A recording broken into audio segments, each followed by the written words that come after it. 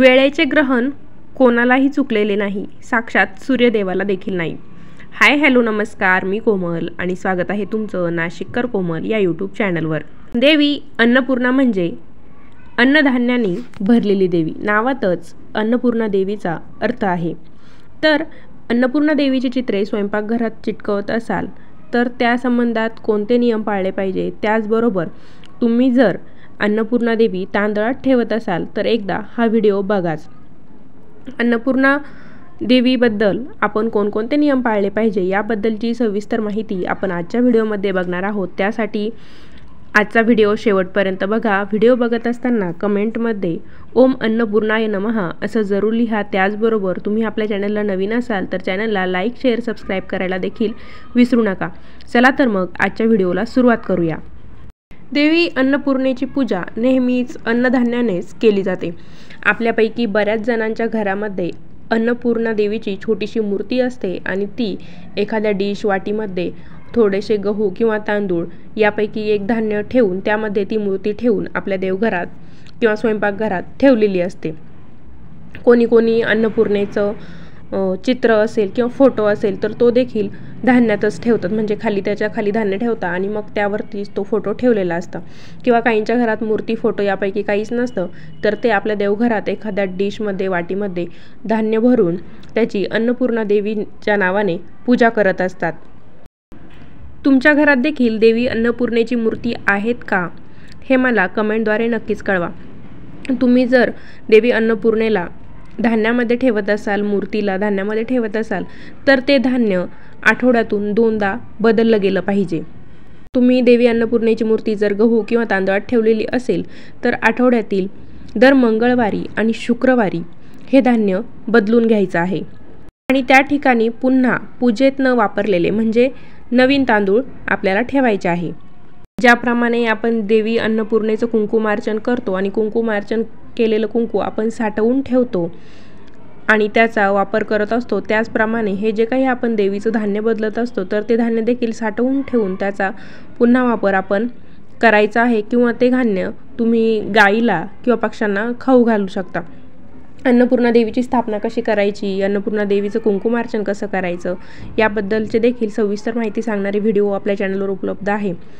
तर त्या व्हिडिओची लिंक मी देखील डिस्क्रिप्शन बॉक्समध्ये देत आहे, तुम्ही ते व्हिडिओ बघू शकता.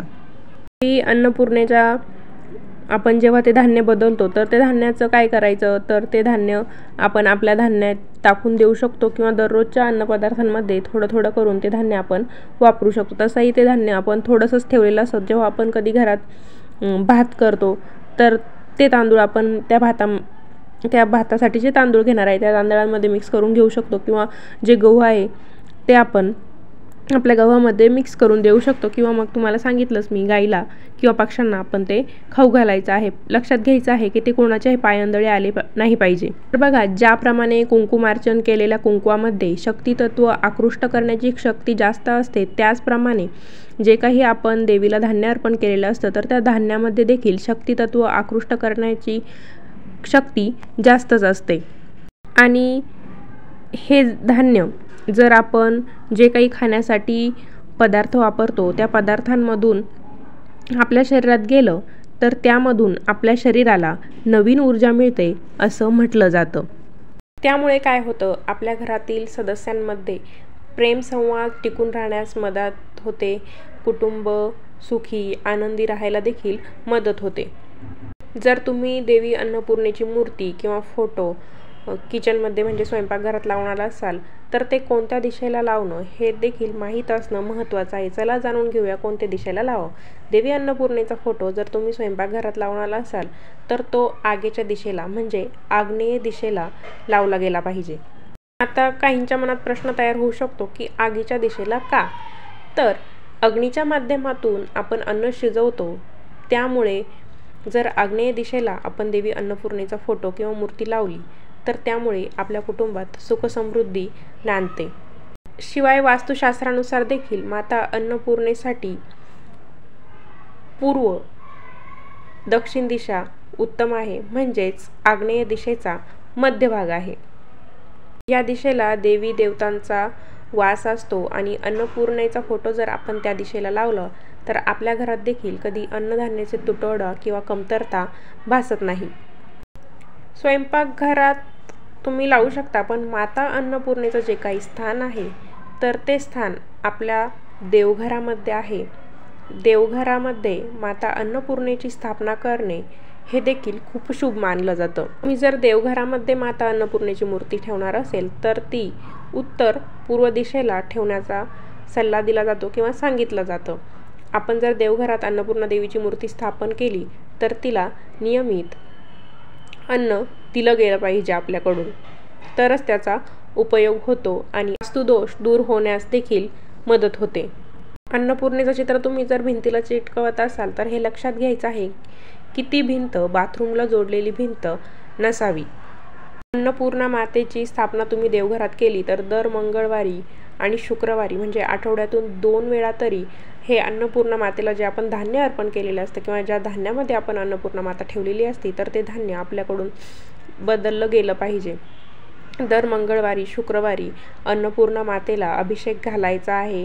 घरातील चूल किंवा गॅस शेगडीची देखील व्यवस्थित स्वच्छ करून आपल्याला पूजा करायची आहे. तुमच्याकडे धान्य साठवण्यासाठी सेपरेट स्टोअर रूम असेल की ज्यामध्ये तुम्ही अन्नधान्य भरून ठेवत असाल तर त्या रूममध्ये देखील तुम्ही अन्नपूर्णेची स्थापना करू शकता किंवा तिथे सुद्धा एखाद्या भिंतीवर तुम्ही अन्नपूर्णा मातेचं चित्र किंवा फोटो लावू शकता. त्यामुळे आपल्या घरात कायम अन्नधान्य भरलेलं राहते, कायम अन्नधान्याचा साठा राहत असतो. आपल्या घरातील गृहिणी हे देखील देवी अन्नपूर्णेचंच रूप असते, त्यामुळे आपल्या घरातील अन्नपूर्णा नाराज होणार नाही, तिला दुखवलं जाणार नाही याची काळजी आपण घ्यायची आहे. आपल्या हिंदू धर्मामध्ये भक्ती आणि अन्नाचा नैवेद्य दाखवणे याला खूप महत्त्व मानले जाते. त्यामुळे अन्नपूर्णा देवी ही एक लोकप्रिय देवी माता आहे.